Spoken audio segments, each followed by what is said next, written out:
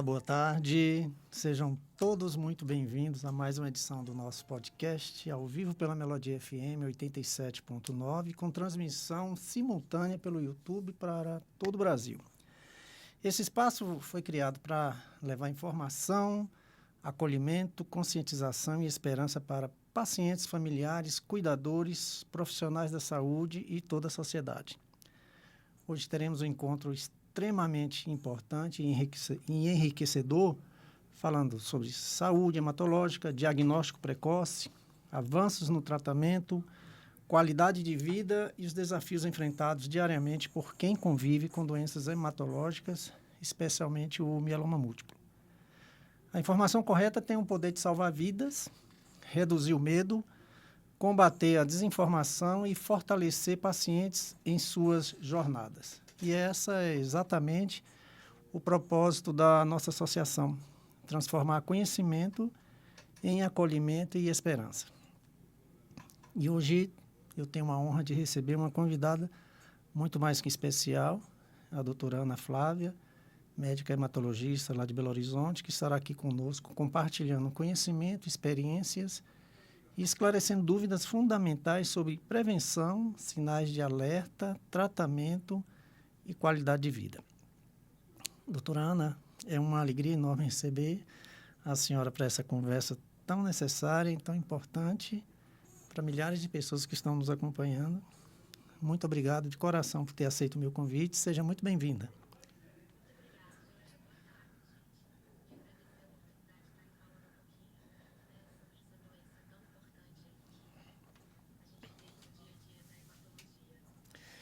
Pois é, nós vamos fazer uma abrangência geral, não só no mieloma, né, no contexto da hematologia, porque a gente sempre vê que a hematologia ainda é uma especialidade que não tem aquele conhecimento, né, o pessoal não sabe para que serve a hematologia. Né, então, a gente vai bater um papinho sobre isso, né, para que quem nos acompanha conheça um pouco mais sobre o trabalho fundamental do médico, né, hematológico. Então, para começar, doutora Ana, explique para todos nós, né, para o público presente que está aqui nos acompanhando, o que faz um médico hematologista? Então, na verdade, um médico hematologista ele é formado tanto, né, até em hematologia como hemoterapia, né, que até tem esse lado também da Sim. hematologia que é ainda menos conhecido, né? Sim. O médico hematologista é um médico especializado em sangue, né? Trata as doenças do sangue. Então, a gente trata doenças mais simples como anemias, plaquetas baixas, algumas deficiências de imunidade e outras doenças mais complexas, né? Como que a gente fala de oncohematologia, que são as leucemias agudas, os linfomas, miomas múltiplos, outras doenças mais raras como o Waldenstrom. E na hemoterapia a gente lida com a transfusão de sangue, né? Que assim está sendo um grande desafio para quem é hemoterapeuta também de atuação, que os nossos estoques estão muito críticos. Eu vi sua postagem esses dias, né, no Instagram. Isso é um problema geral, né? É Sim. crítico, principalmente quando chega agora aqui no Nordeste, principalmente agora que está chegando junho, né? Que a festa é tradicional aqui no Nordeste. É um problema sério em todos os hemocentros, né? Que é a deficiência do estoque, né? Tá zerado, né? Isso, que em Minas também a gente já está sofrendo muito. Acho que a conscientização da doação de sangue, né, tem sido cada vez mais rara, tem pouca procura. A gente não vê que a gente tem a cultura tão forte como lá fora, né, na Europa e tudo, que é Sim. cultural de ser doador de sangue. E além disso, também tem os feriados, né, que Sim. tem hemonúcleo que fecha, e isso Sim. tem dificultado muito tanto para o tratamento oncohematológico, né, os pacientes que tratam aí de leucemia, mieloma, precisa sempre estar transfundindo, quanto para as cirurgias. Sim. Quais são as principais doenças hematológicas atendidas atualmente nos consultórios e hospitais? Então, igual eu falei, a gente trata, eu trato no geral, né, as anemias, que a gente tem como deficiência de ferro, deficiência de B12, anemias hereditárias, né, que é a falciforme, talassemias, que passa de pai para filha, familiar, e as doenças oncológicas, os linfomas, que são tipos de cânceres, né, do sangue. Linfomas, leucemias, mielomas. Doutora, muitas pessoas ainda confundem doença do sangue com algo raro. Elas são realmente raras? Não. A gente tem alto, né, de mieloma, de leucemia. Vai muito da faixa etária, né? A gente tem as leucemias agudas mais na faixa da infância, no início da fase aguda, mieloma múltiplo mais no meio da fase da vida, chegando também à fase mais idosa. Mas a gente também tem visto cada vez mais mieloma múltiplo em pacientes mais jovens, né? Eu tenho casos de paciente com 30 anos com mieloma múltiplo. Então, assim, não escolhe muita idade, né? Isso está sendo um problema. Eu acompanho uma paciente com 28 anos, né, no interior de São Paulo.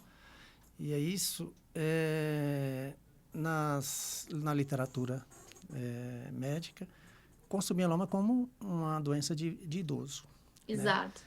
E aquele paciente que chega queixando de dores, anemia, e vai numa emergência, a senhora sabe que muitos médicos, não são abrigados, é claro, não conhecem o mieloma. Sim. Né? Então, ele vê lá os sintomas e olha lá o mieloma como doença de idoso. Aí o paciente lá está com 28 anos, ele já começa a descartar. Aí já começa a ser uma sentença para esse paciente. Então, é um problema, acho que esses médicos precisam investigar melhor, né? Concorda? Sim. Inclusive, assim, eu tenho pacientes com história assim, semelhante, que passou por vários clínicos por causa de anemia, paciente jovem, de 40 e poucos anos. Então, era sempre considerada anemia por deficiência de ferro, tratava com ferro e não melhorava. Até que, depois de tanto tratar com ferro, não resolveu o problema dela, a anemia persistir, só piorar, na verdade, que foi encaminhada para hematologia, né? E aí a gente foi fazer aquela investigação inicial de novo e tudo, e descobrimos o mieloma múltiplo. Pois é, e é muito mais... desculpa, pode continuar, doutora. Isso é muito complexo, igual você falou, porque é uma doença hoje que a gente ainda não tem cura, né? Sim. A gente tem um tratamento de controle de remissão de doença, né? A gente coloca a doença para dormir, como eu falo com os pacientes, mas a doença não vai embora. Ela dorme por um período e depois ela retorna, né? Então a gente tende a futuramente, né, tentando buscar uma cura aí, mas a gente tem medicações bem modernas, muito boas, mas hoje a gente ainda não tem cura. Sim. Então, esse diagnóstico precoce e esse controle bem feito é muito importante para o paciente. E fica difícil para o paciente. O paciente, ele vai para se queixa de uma dor. Eu te falo com propriedades, né? Para os pacientes que a gente acompanha, e eu tive essa experiência também. Você está com dor e você não vai procurar um hematologista, você vai procurar um ortopedista. Exato. E esse profissional olha uma radiografia, tira uma radiografia lá, não vê nada naquela radiografia simples, está doendo, está com dor, te receita anti-inflamatório. Já começa a piorar a situação dele ali, né? Então, é um negócio muito sério, é muito grave, a gente tem visto isso, e são diagnosticados todo ano 7.600 pacientes com mieloma no Brasil, sendo que 30% desses pacientes vêm descobrir que tem um mieloma daqui a um ano. Imagine um ano, o que esse mieloma não faz nesse paciente? Né? Então, ele já está com sequelas, e quando você começa a tratar, e aí já não tem muito o que fazer. E aí vai sobrar para você, né? Que aí você não tem, né? Já não tem muito o que fazer, você totalmente limitada com esse paciente, com problemas renal grave, fraturas, né? Isso é um problema muito sério. Então, o trabalho nosso, doutor, é isso. É de não só conscientizar o paciente a ele ficar atento aos sinais, né? Como também a classe médica, né? Tanto que a gente tem muito contato com o médico, fala com esse, explore, investigue mais, principalmente os médicos no qual eu tenho contato, e eu sempre fala mais, espalha mais sobre o mieloma, porque um simples eletroforese, né? Você vai lá, já facilita, você vê o médico... É uma crítica construtiva que eu falo, que o médico ortopedista, ele não tem costume de solicitar exame. Não é verdade? Então, esse trabalho que eu tenho aqui, que você tem aí, que eu sempre falo, que coitado dos hematologistas quando pega esses pacientes que já estão lá, ó, infelizmente, sem ter muito o que fazer, né? Então, acho que esse trabalho de conscientizar, de falar que fique atento aos sinais do seu corpo, não brinque, né? Não brinque com o que o seu corpo está te dizendo, vai lá, investigue, solicita do médico, ó, que tal você fazer um exame? Eu estou falando mais do que a senhora. Mas é isso mesmo. Eu estou falando que uma médica colega sua daqui da minha cidade, ela ficou assim, Joelise, eu fiquei impressionada porque chega uma paciente com os sintomas do mieloma e ela já veio me procurando com a eletroforese na mão. Né? E ela falou, meu Deus, como é que você soube? Não, eu vi lá a página, eu estava vendo a página do Joelise lá e ele falando sobre isso em um exame barato, custa R$7 a R$8 no SUS, né? E eu já trouxe isso aqui porque eu não entendo nada do exame, mas acho que já ajuda para você, né, investigar melhor o que eu estou sentindo. E deu mieloma. Olha Que para você ver. interessante. Não é? Isso para a gente é gratificante, né? Então, ela Sim. prestou atenção. Né? Ela obedeceu direitinho o que a gente manda. Ótimo, chegar a informação, né, para o paciente, informação de qualidade, né, hoje em dia, Pois isso é é, muito isso é importante. importante. Eu sempre recomendo também para os meus pacientes seguir a página e a associação de vocês, porque eu acho que o jeito que a informação chega é muito bacana para eles. E quando é de um É muito paciente, fica acolhedor. melhor ainda, né? Exato. Né? Ele te dá muito mais credibilidade. Eu vou falar pouco agora, eu vou deixar você falar, que a convidada é sua. Mas vai surgindo esses papos, né? Sim. Né? Ô, doutora, quais sinais e sintomas merecem atenção e pode indicar alterações hematológicas? Então, no geral, né, o hemograma sempre costuma estar alterado primeiramente. Quando a gente não tem uma alteração no hemograma, como uma anemia, né, com a hemoglobina baixa, as células de defesa mais baixa, ou as plaquetas baixas, que já é um motivo de ser encaminhado, né, para o hematologista para investigar por que isso está acontecendo, acontece também, às vezes, o aparecimento de nódulos, né, principalmente assim, região cervical, axilar, inguinal, né, na virilha. E esses nódulos também têm que ser investigados. A gente costuma fazer uma biópsia, né, para entender melhor a causa disso. E falando do mieloma, a gente tem outros sintomas mais específicos, que é a dor lombar, né, que, como você falou, muitas vezes passa meio mascarado ali como uma dor mecânica, que é de origem ortopédica, e às vezes não é o caso, né. A gente tem também alteração de função renal no mieloma, alteração do cálcio, o cálcio pode ficar mais alto no sangue, a urina fica com espuma, né? E a anemia, né? Como eu falei, também é muito comum no mieloma múltiplo. As leucemias têm como cara, né, assim, pra gente, a infecção de repetição, né? Sempre tá tendo uma infecção, um resfriadinho, uma pneumonia. E o fato de estar sempre acontecendo também deve chamar a atenção para poder procurar um especialista. Entendi. E quando é que esse paciente deve procurar um hematologista? Sempre quando tiver um desses sintomas, né, como infecção sempre de repetição, dor, às vezes na criança acontece dor nas pernas também, alteração no hemograma como anemia, plaqueta baixa, sangramentos, manchas na pele. Entendi. Nós já tínhamos falado sobre isso, mas é importante sempre frisar. O diagnóstico precoce, ele realmente aumenta a chance de sucesso no tratamento? Então, igual eu falei, o mieloma, né, e muitas das doenças do sangue ainda, a gente não tem cura. Mas esse diagnóstico precoce ajuda a gente para preparar o paciente melhor. Algumas doenças, por exemplo, como a leucemia crônica, a gente não vai, a leucemia linfocítica crônica, Sim. a gente não corre para poder tratar, ainda que a gente faça um diagnóstico precoce. Mas a gente prepara o paciente para um tratamento futuramente. A gente não sabe quando isso vai acontecer, mas a gente prepara, fazendo imunização do paciente. Isso muda a qualidade de vida do paciente e o prognóstico também, né? Como que ele vai ser tratado futuramente, evitando complicações. Porque, igual no caso da leucemia crônica, às vezes o paciente não morre por causa da LLC, mas ele morre por causa de uma infecção que a gente poderia ter evitado. Verdade. Então, é muito importante a gente fazer a imunização dos pacientes hematológicos. Isso a gente tem visto cada vez mais nos congressos, na literatura, e eu tenho feito esse trabalho de conversar com os pacientes, porque depois da pandemia também tem sido difícil a gente conseguir Verdade. incentivar a imunização, sabe? Mas é um tempinho que eu gasto nas consultas, porque a gente tem visto como isso muda o prognóstico e o tratamento do paciente.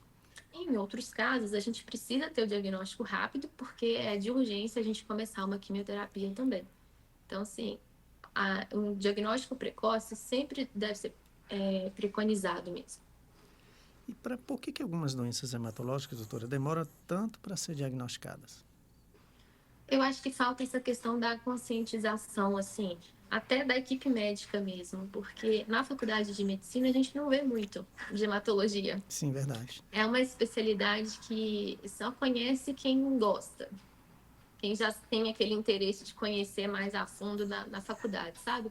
Não é muito visto nas aulas no dia a dia, igual uma pediatria, uma cardiologia, né? Que tá ali mais no dia a dia do médico.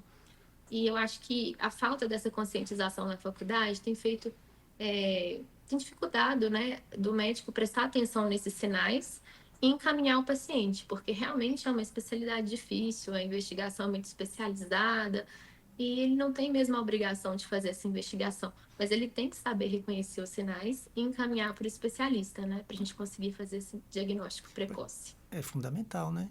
É fundamental ele conhecer. Por coincidência, hoje eu estava aqui no hospital e aí eu vi 2 residentes, né? Um estava fazendo residência para cardiologia e o outro para, eu não sei se foi para pneumologista. Eu falei, escolha a hematologia, pelo amor de Deus, que está faltando. Ele falou, Deus me livre, estudam muito. Eles estudam, Deus me livre, você é hematologista, só doido. Eu falei, pelo amor de Deus. Estuda muito. Estudam muito, porque é muito... A senhora vê, doutora, o mieloma múltiplo mesmo, ele é muito dinâmico, né? Toda semana, praticamente de 15 em 15 dias, de mês em mês, está vindo novidade aí. Medicação nova. E não basta você conhecer a doença, né? Assim, primeiro que a gente estuda a nível intracelular, Sim, né? A gente está chegando no nível da medicina, da hematologia, que a gente conhece os mecanismos ali de chave e fechadura de dentro da célula. Qual molécula ali que está sendo ativada para desenvolver essa doença. E as medicações, né, modernas que estão chegando, graças a Deus aí, elas têm agido nesses locais. Então a gente precisa estudar em nível intracelular. Sim. E além disso, a gente ter que dominar isso, cada paciente responde de um jeito. Verdade. Né? A doença se comporta diferente dependendo do paciente. Então tem essa variabilidade também social aí. Você reúne 50 pacientes com mieloma, cada um é diferente do outro. Cada um, protocolo Exatamente. diferente, né? Um tem reações diferentes. Tem que fazer uma individualização de tratamento. Demais. Eu tiro o chapéu. Eu não tinha um contato muito próximo. Eu fui representante de laboratório farmacêutico, mas eu não tinha um contato muito próximo com o hematologista. Sabia da importância e tudo. Mas agora que eu estou convivendo com vários hematologistas na minha vida, aí, né? No dia a dia, e eu fico assim, impressionado. Eu me admiro muito o profissional por ser doido mesmo, né? Como diz tem que ser doido. O cara tem que estudar muito. Tem que né? ser. E principalmente o paciente que de mieloma, que às vezes é um jogo de xadrez, né? É um jogo de xadrez, porque não é fácil, não. Não é fácil tratar. Não é fácil. Então, tem toda a minha admiração, né? E eu entendo até porque esses estudantes aí não querem saber, né? de ser hematologista, né? Falando do mieloma, doutora, eu queria que a senhora falasse para quem nos acompanha, que doença é essa? Então, o mieloma múltiplo é uma doença que ela é no sangue, acontece a partir de uma mutação numa célula chamada plasmócito, né, que é responsável pela produção dos nossos anticorpos. Normalmente, né, na fisiologia, ela é responsável pela produção dos anticorpos, mas quando ela sofre essa mutação, ela começa a produzir uma proteína, que eu falo, né, com os pacientes, que é uma proteína anormal, que a gente não quer ter no nosso sangue, e em uma quantidade muito aumentada. E aí ela enche o espaço da medula óssea. E dentro, né, a medula óssea fica dentro dos ossos longos nossos, né, no quadril, no externo, e não tem espaço para produzir mais células vermelhas, células plaquetas, outras células de defesa. E com a instalação desse clone, né, de plasmócitos, todos iguais, com esse defeito genético, acontece a anemia, né, porque não tem espaço para produzir células vermelhas. Esse plasmócito ali, num espaço tão pequeno, começa a destruir os ossos e, com isso, aumenta o cálcio circulando no sangue. E essas proteínas aumentadas na corrente sanguínea circulando aí, além do cálcio também, começa a levar uma lesão nos rins, né? Essa proteína não é normal. E passa pelos rins, causa a espuma na urina e vai lesando seu rim junto. Então, é uma doença que a gente chama de Mieloma é caro, né? Na medicina a gente estuda o mieloma assim. Por que o mieloma é caro? Ele promove cálcio alto, anemia, lesão renal e lesão nos ossos. Por isso a gente tem os sintomas de dor nas costas, principalmente na lombar, a anemia, aumento da creatinina no exame de sangue, com essa espuma na urina, e o cálcio aumentado. E como a célula responsável pela imunidade que está com defeito, a imunidade no mieloma também é crítica. É um paciente que fica susceptível a várias infecções, então a gente está tendo sempre que fazer esse manejo do cartão vacinal aí do paciente. Não é fácil ter mieloma não, viu? Não é, não. Não é não. Eu falo que nossa, acho que é um dos... Aí em Belo Horizonte mesmo, naquele evento, que infelizmente não deu certo, né? Não deu, Não foi minha culpa, foi eles lá que mudaram, que mudaram a data. E teve um palestrante lá, teve o presidente do INCA, o diretor do INCA, e ele sempre falava que o mieloma é um dos cânceres que mais maltrata o paciente. Sim. Né?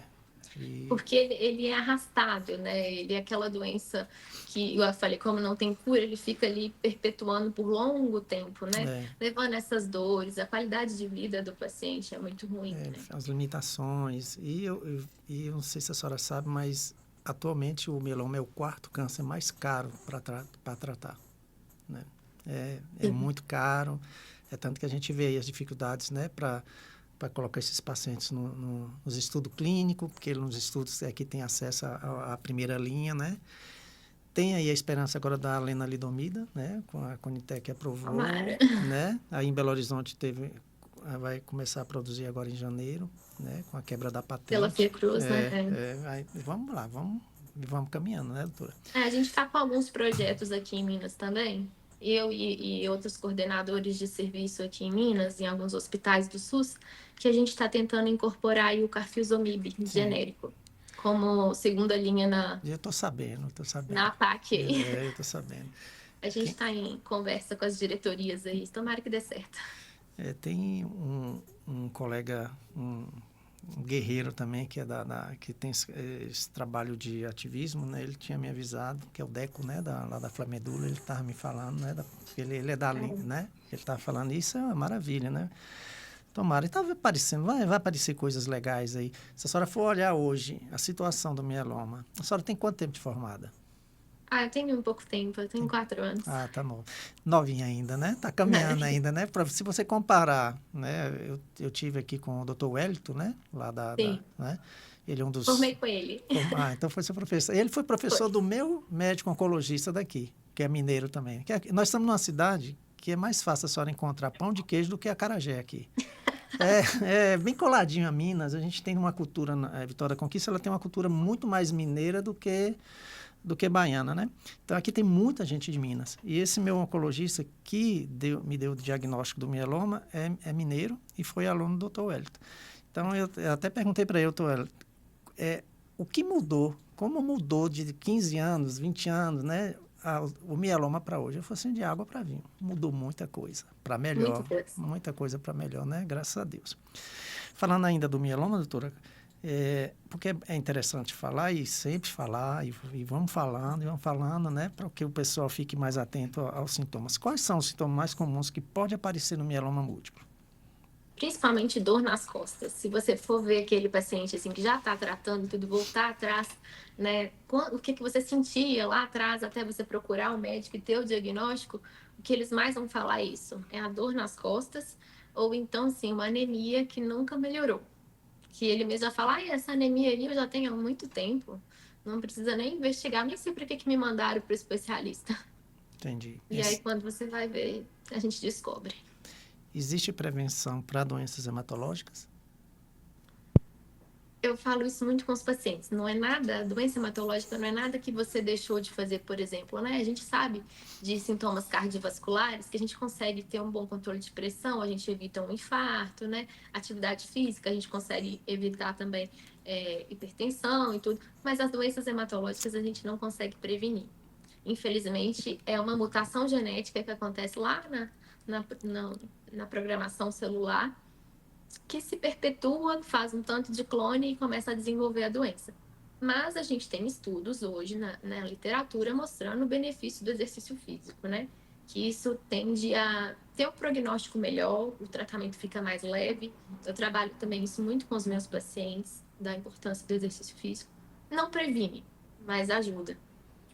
Entendi. Eu não fumo, não bebo, sempre tive uma vida muito tranquila, dormi cedo e acabei ganhando esse presente, né? Que foi o mieloma múltiplo, né? Para você ver, não tem nada que a gente tenha, assim, como fator desencadeante, assim, salvo o que a gente já sabe, né? Aquela exposição à radiação Sim. muito grande, ou benzeno, né, da gasolina, mas é uma exposição muito constante, né? Que não é Sim. muito a realidade nossa hoje. Então, realmente, a gente não tem um fator de risco na hemato, Não tem onde fugir, né? Quando é para É. ser, não, né?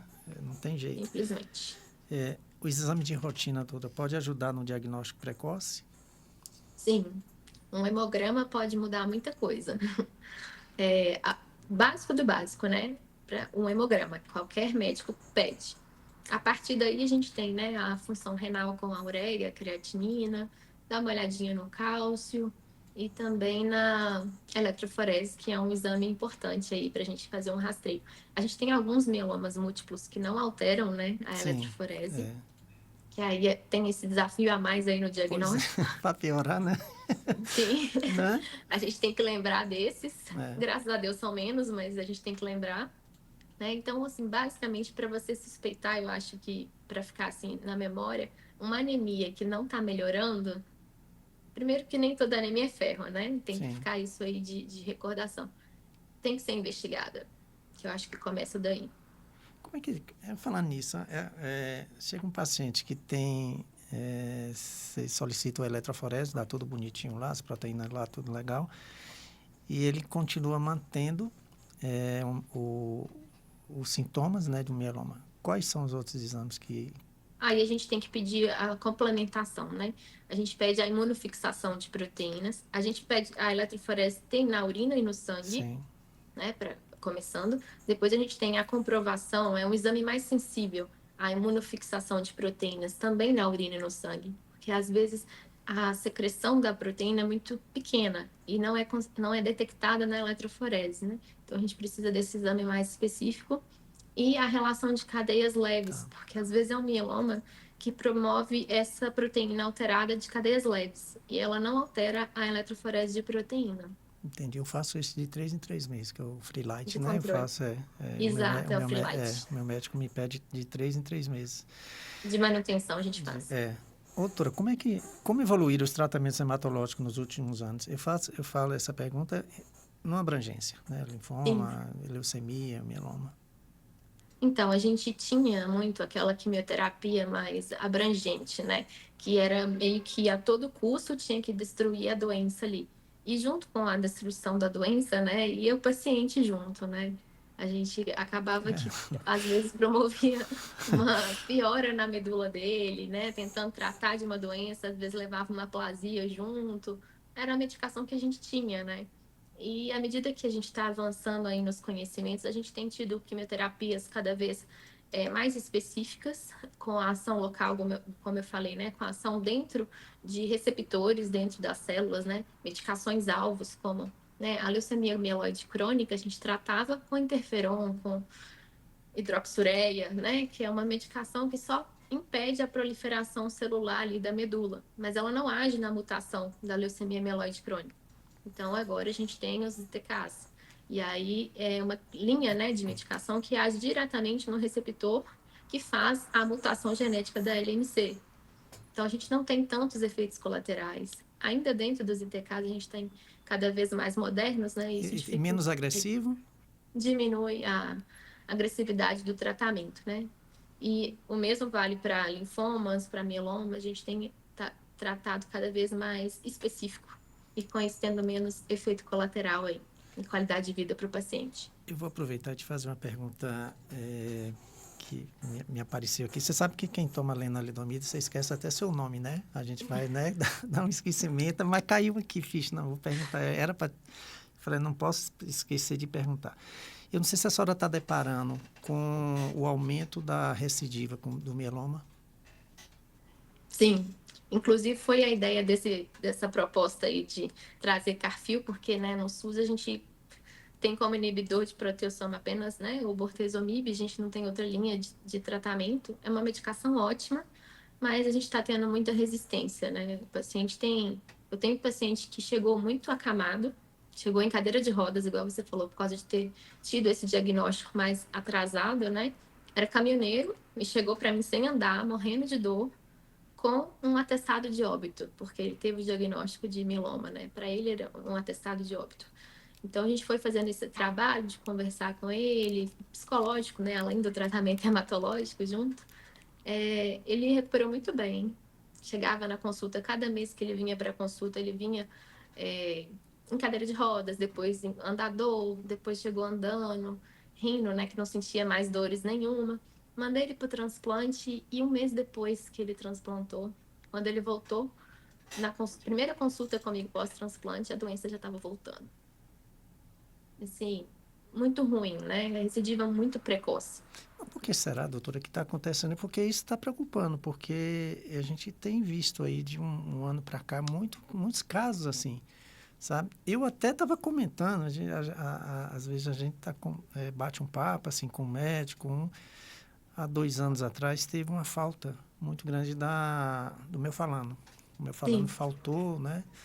Assim que eu fui transplantado, e aí, acho que com 2, 3 meses começou uma falta. E eu fiquei pensando assim, sabe, será que esse meu falando teve algum problema nele? Não é possível, porque todo mundo que está fazendo esse transplante, doutor, tá vindo com recidivo aí, e infelizmente muitos estão vindo a óbito. Às vezes não tem dado tempo, né, da gente salvar essa recorrência aí de novo, essa recidiva. Não sei te explicar. Pois É é, uma coisa que a gente está estudando, mas que tem chamado a atenção, porque não é pouco o número que está acontecendo, não. Eu levei esse caso para a doutora Caterine, que ela é CEO da Abrale, né? Então, a gente está fazendo uma triagem junto com os grupos, vendo o que está acontecendo, e nós vamos fazer uma reunião com o pessoal da BHH, né? Para ver o que está acontecendo. Não, porque está preocupante. Tem muita gente que está rescindindo e infelizmente, está vindo a óbito. Sim, né? e no SUS a gente não tem outra alternativa, né? Assim, a melhor opção para um paciente jovem para fazer um transplante de novo, a gente não tem alternativa ao bortezomib. Então, a gente fica sem linha de tratamento, né? Pois é. Qual a importância, doutora, da individualização do tratamento para cada paciente? A gente tem que considerar os efeitos colaterais, né? Porque, igual eu falei, a gente tem cada vez medicações mais modernas, com ação mais específica, né? Ação-alvo mesmo, mas no mieloma múltiplo a gente ainda tem a medicação, a quimioterapia mesmo, né? Tem ações específicas dentro da célula, mas a gente tem tido um tratamento triplo ou quádruplo, né? Que a gente junta 3 ou 4 drogas junto, né? Com um efeito sinérgico de tratar o mieloma múltiplo. A ideia é a gente promover para o paciente um tratamento que seja eficaz para controlar a doença, mas também promover uma qualidade de vida, né? Então, eu tenho que considerar se ele tem alguma doença cardiovascular pré-existente, considerar a idade do paciente. Às vezes, ele é muito idoso, eu não posso fazer, às vezes, um corticoide de dose muito alta, porque pode piorar a resistência à insulina do paciente, com isso atrapalhar também, né, o controle glicêmico dele, de diabetes. Então, a gente tem que considerar o status performance do paciente, a condição clínica dele, as doenças de base, porque essas medicações podem piorar, né? Uma doença cardíaca, pode piorar uma função renal, né? O paciente de mieloma múltiplo já tem uma alteração renal, então já tem que ficar de olho nisso. Né? Tem que ajustar a dose da medicação para esse paciente. Então, é muito importante. Como é que a senhora avalia o acesso ao tratamento pelo SUS? Ai, que pergunta difícil. Eu te pergunto porque você está no dia a dia ali com o SUS, né? Exato. E convivendo com essas limitações. Pela comissão de oncologia, né? O paciente, por exemplo, essa paciente da anemia que demorou, tudo eu atendi ela no privado.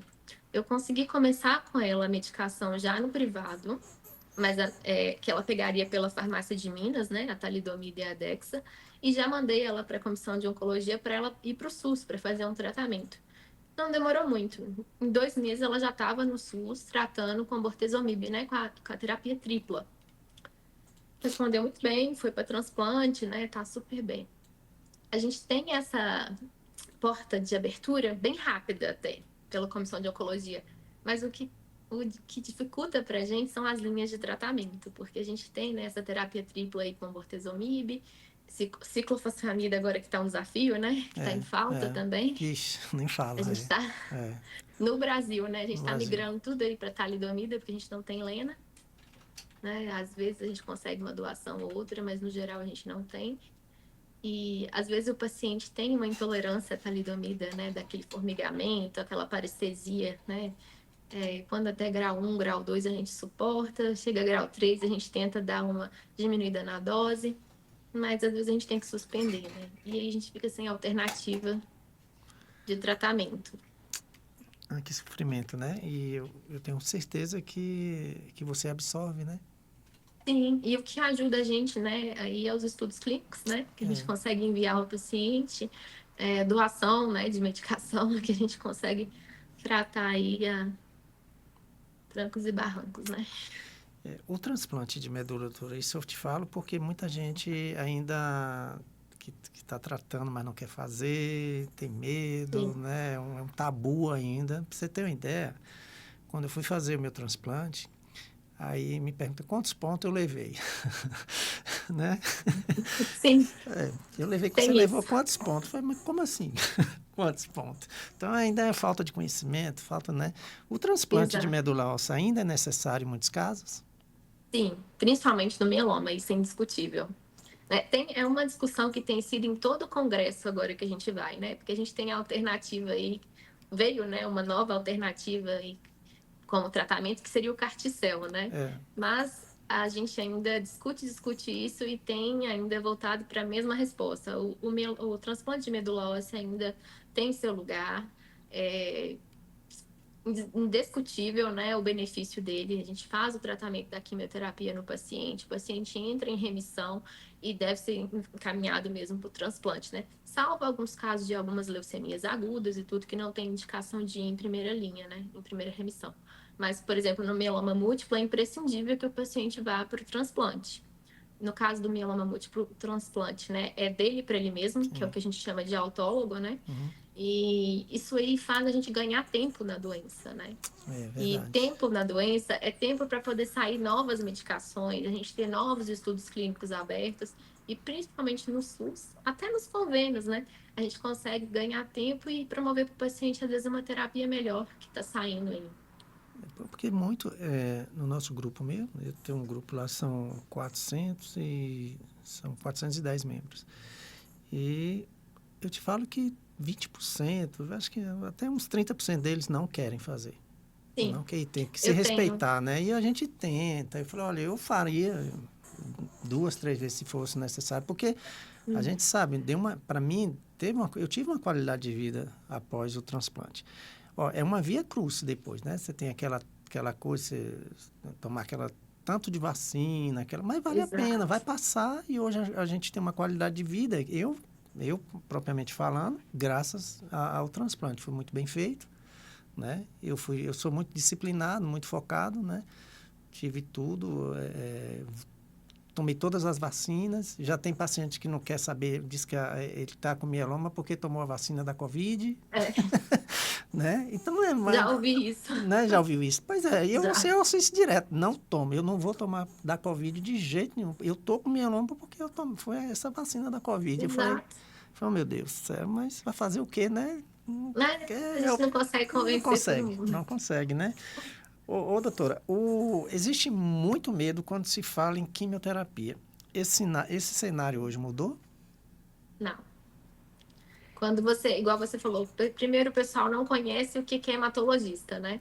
E quem conhece já ouviu falar, porque alguém da família tratou com hematologista, já chega morrendo de medo, porque se vai ao hematologista é porque é um câncer. Verdade. Então já tem esse Esse tabu, né? Esse preconceito, né? preconceito, Formado aí. é. E aí, quando já chega pra gente, que já vai ter que consultar com o hematologista e você fala que está investigando uma anemia, uma doença no paciente, morre de medo da quimioterapia. A primeira pergunta que faço, antes de querer saber o que que tem, você vai me dar quimioterapia? É quimioterapia que trata? Mas meu cabelo vai cair? É. Tem esse preconceito ainda hoje, tem esse medo, né? Por isso tudo atrapalha, né, doutora? Sim, Atrapalha. sim. Até hoje, engraçado que uma convidada nossa aqui, que é paliativista.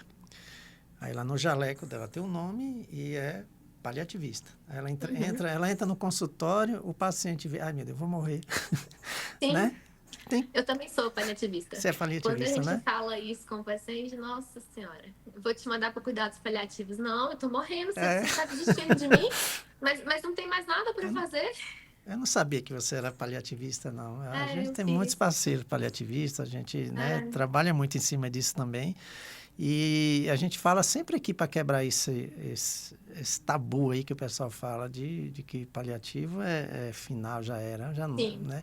E por incrível que pareça, nós temos pacientes que nós acompanhamos pacientes que na mesma situação desses pacientes que você contou, estava em cadeira de roda, né? Que saiu de uma cidade, foi lá para Jaú, chegou lá em Jaú para morrer, né? E aí o pessoal, o pessoal do paliativo pegou e hoje ele está lá de muleta, de andando, já Qualidade de dirigindo. vida, né? Pois é. E não é nada disso, né? E ele levou É. ele para morrer lá. Você vai morrer em Jaú.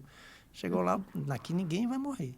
Então É tratou ele. incrível o benefício aí. Sempre que a gente tem abertura no sistema, lá eu não atuo diretamente como paliativista, mas eu fiz a formação para mim ter um limite, porque como hematologista a gente quer cura a todo custo, Sim, né? sim. Mas a gente precisa entender que o paciente é um ser humano, né? E que precisa ter qualidade de vida, não é só curar a todo custo. Sim, é. Então, o meu objetivo de fazer paliativismo foi por causa disso.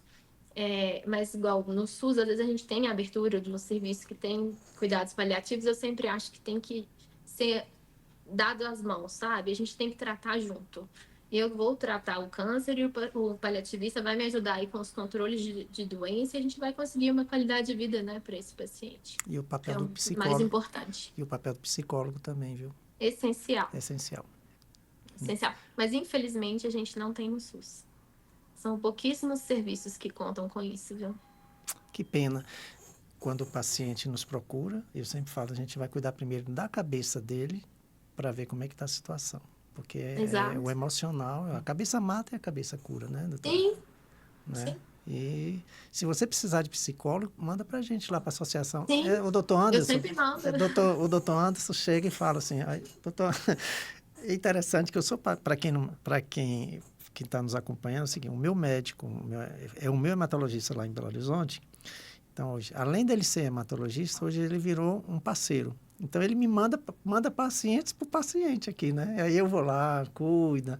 Léo, Jalice, cuida dela. Fala com essa pessoa, Jalice, que ela não vai morrer. Aí eu vou lá, converso. Teve um amor, essa menina, ela tinha fobia à agulha. Agora, Tudo. imagine o que nós tivemos que colocar Fazer um tratamento. duas psicólogas para acompanhar ela. O que mais a gente leva é furada, né?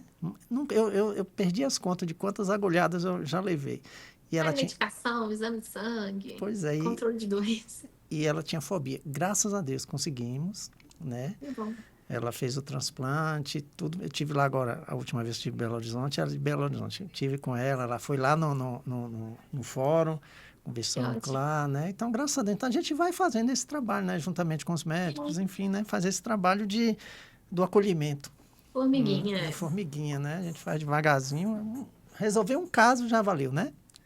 Eu tive um paciente que eu mandei para você também, assim, nas redes sociais, para ele olhar e tudo. Eu cheguei a falar diretamente com você. Era um paciente jovem, de 23 anos, com linfoma, né? É outra coisa. Mas ele estava ali com quarta linha de tratamento. A gente conseguiu judicializar a quinta linha com uma medicação caríssima. E era para conseguir uma resposta para a gente mandar ele para o transplante, sabe? Mas ele não queria ir para o transplante. Ele estava morrendo de medo do transplante e ele tinha a ideia que a medicação que a gente conseguiu judicializar para ele tinha resolvido o problema dele. Então ele não ia precisar ir para o transplante. eu conheci ele assim, eu cheguei a pegar ele desse jeito, que ele não era paciente meu antes. Sim. E aí eu fui fazendo a conversa com ele, devagarzinho, todo mês, tentando explicar do benefício do transplante, mostrei as suas redes sociais, aí ele chegou a olhar e tudo. E aí ele veio para mim na consulta todo feliz, tá assim, olha, eu resolvi fazer o transplante. Oh, Tô que assim, então maravilha, vambora. que maravilha. A gente não conseguiu ainda seguir pro transplante, mas Mas vamos pelo que menos ele vamos. quer, né? Agora ele Ele quer. Tá quer. fazendo tratamento dentário, tá fazendo os preparos para ir pro transplante. O apoio da família também, né, doutora, interfere diretamente na recuperação do paciente. Sim. A família é social, né? É, Inclusive, assim, é uma demanda da equipe de transplante, né? Se a gente não tiver um familiar ali presente, tudo a gente não consegue mandar esse paciente também para o transplante. Não tem condição de ficar internado, né? O tempo do preparo do transplante sozinho, né? tadinhos, né? E como é que pode manter a qualidade de vida, doutora, durante um tratamento hematológico? Eu acho que essa, assim, controle da doença, da dor, né? Principalmente pensando aí no mieloma, o que mais afeta o paciente com mieloma é a dor, né? Então a gente fazer um bom controle, né? Falando como paliativista, né? Que a gente tem esse preconceito também de analgesiar o paciente. A gente tem medo de dar morfina. Quando eu estava fazendo a minha pós, né? Ele falava muito sobre isso. A minha tese foi sobre isso. As medidas analgésicas para o paciente, para controle de vida. A gente não pode ter medo de dar morfina, a gente tem que saber a hora certa de medicar o paciente e promover controle de dor, né? Além disso, eu acho que vale muito o contexto, pegando mesmo do lado paliativista, né? Espiritual, né? E aí eu não digo simplesmente uma religião mesmo, o espiritual mesmo abrangendo tudo, né? Cada paciente tem uma escolha, uma cultura mesmo, né? E isso ajuda ele a entender a doença e lidar com a doença de um modo diferente, né? É, não só uma aceitação, mas tem um positivismo aí por trás, né? E tudo fica mais leve. Com certeza, com certeza. Acho que isso é muito importante. Eu sempre falo aqui que às vezes o câncer vem para te fazer melhor, Exato. né? Infelizmente uns não querem, né? É. Ver aquilo ali Às vezes ajuda até em conflitos, né, familiares aí que com tinha e que não certeza, conseguia resolver, né? com E aí certeza. nessa hora a gente abaixa a guarda e consegue Aí, promover um cuidado melhor. aí vem um abraço, vem um perdão, vem toda uma coisa que acaba, né, dando essa oportunidade dessa pessoa ficar leve, né, ficar mais É, tranquila e vamos lá agora cuidar da doença, exato, né? Facilita muito. exatamente. E como é que pode, doutora, qual a sua orientação para o paciente combater o medo e a segurança após o diagnóstico? Eu acho que vai muito, assim, da questão familiar. Eu fico muito receosa quando a família vira para mim e fala assim, olha, entra correndo no consultório e fala assim, não conta para minha mãe não, porque ela não sabe. Aí, o meu lado paliativista de novo, assim, que eu vejo tanto que isso é sofrido, sabe? Tanto para o paciente quanto para a família, porque fica aquela coisa velada, né? Um sabe que tem a doença, o paciente sempre vai saber que ele está doente. Ele pode não saber especificamente qual tipo de doença, mas ele sabe que ele está doente, ele sabe que está dando trabalho para a família, né? De levar nas consultas, de levar para poder tomar a medicação que ele não sabe por quê, de ter que internar, de ter que fazer exame. Então fica aquela coisa velada que fica pesado, fica um tratamento sofrido. Eu acho que sim, quando a gente tem aquela comunicação aberta e aquele apoio familiar e tudo, igual eu falei, fica tudo mais leve, né? Você pode conversar sobre todos os assuntos, você coloca tudo em dia. Isso promove para o paciente uma qualidade de vida, um conforto muito bom. Às vezes até mais, né, do que só o controle da dor aí que eu falei. Eu vou te contar a minha história. Quando eu fui diagnosticado, e eu fui para Belo Horizonte, fiz tudo sozinho. Minha família não me Eu não acompanhou, quis. não é que não quis. Eu acabei preservando eles, porque meu pai tinha acabado de falecer de câncer, né? E eu sabia que minha família ela emocionalmente eles iam abalar, né? E Uhum. eu sou super frio. Eu sou muito equilibrado com isso. Tanto que quando eu recebi o diagnóstico de mieloma, o meu médico falou assim, é mieloma, é um câncer. Eu falei, e daí? Como é que eu vou? Vamos Vamos tratar. tratar. E ele falou assim, moço, mas mas é um negócio sério. Ele falou, não, e daí? Vamos tratar. E, resultado, ele encaminhou para as vacinas, por conta da imunidade, e me toquei. Aí fui para Belo Horizonte, meu plano de saúde mandou para Belo Horizonte, fiz o protocolo de quimioterapia, vim para cá, fiquei um ciclo de 4 meses. Aí minha família eu comecei a falar, eu estou assim, assim, assim, mas fique bem, que eu estou bem, entendeu? Mas não foi, muitos falaram assim, egoísmo, não, mas foi proteção para eles, porque eles, emocionalmente eles vão, eles desesperam, eles têm a vida deles, e eu estava tocando sozinho, consegui. Tanto que hoje, eles nem lembram que eu tenho mieloma, entendeu? Sabe porque eu tô no trabalho, né, esse negócio todo e tal, vi as redes sociais e tal, mas nem lembra, como é que você está? Ah, eu amo isso, sabe? Porque eles estão lá na vida deles, estão lá tocando a vida deles, graças a Deus. Eu não foi um problema a minha doença para eles, e hoje a gente está numa boa, né? Mas tem muita gente que depende da família, que precisa desse apoio da família, né? E infelizmente também, doutora, muitos casos do abandono, principalmente da mulher, que o esposo abandona, sabe? Então, eu falo que o mieloma ele tem um problema social muito grave, familiar, além da doença, né? E isso é um problema para o paciente. Pacientes aí com depressão, porque os amigos abandonaram, que eles achavam que eram Tinha um amigos, outro tipo de vida, né, antes. não é? Então, essa migração social é um baque. o que ainda... Olha, tá vendo como passa rapidinho? Daqui a pouco acaba aqui o nosso bate-papo. O que Tá bom. passa, né? Tá gostando? Ótimo, tá adorando. O que ainda precisa melhorar na conscientização sobre a doença hematológica no Brasil? Eu acho que a gente precisa tirar esse preconceito, né? Desse medo do hematologista. Pegar mais a ideia de que a gente precisa entender que o diagnóstico precoce muda tudo, né? Tanto o tratamento, o acompanhamento, o prognóstico do paciente, para poder perder esse medo mesmo de esse tabu, né? Da quimioterapia, do transplante, que a gente tem medicações cada vez mais modernas, tratamentos cada vez melhores, com pouquíssimos efeitos colaterais. E, como você falou, né? Não dá pra gente mudar quando você tem um diagnóstico. Então, a gente tem que ir bola pra frente, pensamento positivo aí e ter força aí que passa, né? E para finalizar, que mensagem a senhora gostaria de deixar para paciente, familiar, cuidadores que estão enfrentando esse momento agora? Porque eu falo que o câncer não adoece só o paciente, adoece a família toda. A família toda, né? E muitos até sofrem muito mais do que o próprio paciente. Exato. E que mensagem você deixa aí de otimismo para esse pessoal? É um período... eu falo sempre com os meus pacientes assim, não é um diagnóstico que a gente quer ter, né? Quando a gente vai no especialista e tudo, a gente vai procurar o que está acontecendo de errado com os exames, com os sintomas, mas a gente não espera, né, no fim das contas, ouvir um diagnóstico assim. Mas quando a gente escuta esse diagnóstico, a gente tem que procurar ter uma boa relação, né, com o médico-paciente, confiar no seu médico. Se você tiver em dúvida de alguma coisa, pega uma segunda opinião, mas confia no seu médico, né? Filtra muito o barulho que vem de fora, né? A gente tem informações aí muito erradas na mídia, né? Verdade. E isso desinforma mais do que informa, né? E o paciente chega com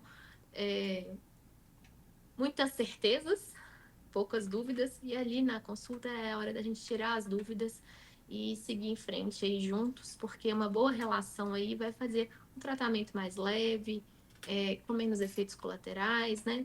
E a base aí da família junto, né? E a espiritualidade. Pois é, a gente vê muita informação errada, né?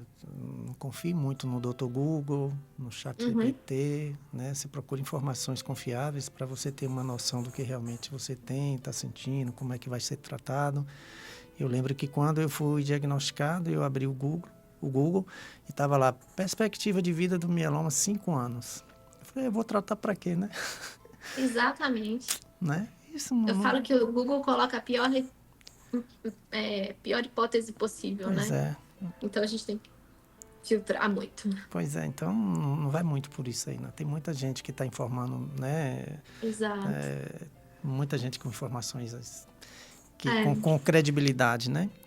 exato. Infelizmente, nosso tempo está chegando ao fim, mas hoje tivemos um momento extremamente rico de aprendizado, conscientização e esperança. Eu quero agradecer de coração a forma muito especial que é a doutora Ana Flávia, pela disponibilidade, pelo carinho, pela humanidade, por compartilhar conosco informações tão importantes e necessárias. Foi uma conversa que certamente levou esclarecimento, acolhimento e esperança para você, paciente, e muitas famílias. Agradeço também aqui à Melodia FM, ao Ágape, né, nosso parceiro, aos nossos ouvintes, aos telespectadores, agora que nós estamos com formato de TV também, pacientes, cuidadores, profissionais de saúde e a todos que estiveram conosco nessa transmissão. Lembrando que a doutora Ana Flávia também é nossa colunista, né, no outro programa, ela de vez em quando aí ela vai estar dando uns toques também de orientação, que é importante. Então, compartilhe esse conteúdo, leve informação adiante, ajude mais pessoas a reconhecerem sinais, buscarem diagnóstico precoce e conhecerem seus direitos. Por enquanto a informação chega, a esperança também chega. Muito obrigado pela companhia de todos, fiquem com Deus, cuide da saúde e até o próximo podcast. Muito obrigado, doutora, Deus te abençoe. Muito obrigada, Joel, pela oportunidade, foi ótimo. Tá, um abraço. Logo eu vou lá em Belo Horizonte, a gente vai comer um pãozinho de queijo aí, viu? Combinado. Um abraço, viu? Fica com Deus. Tchau, com Deus.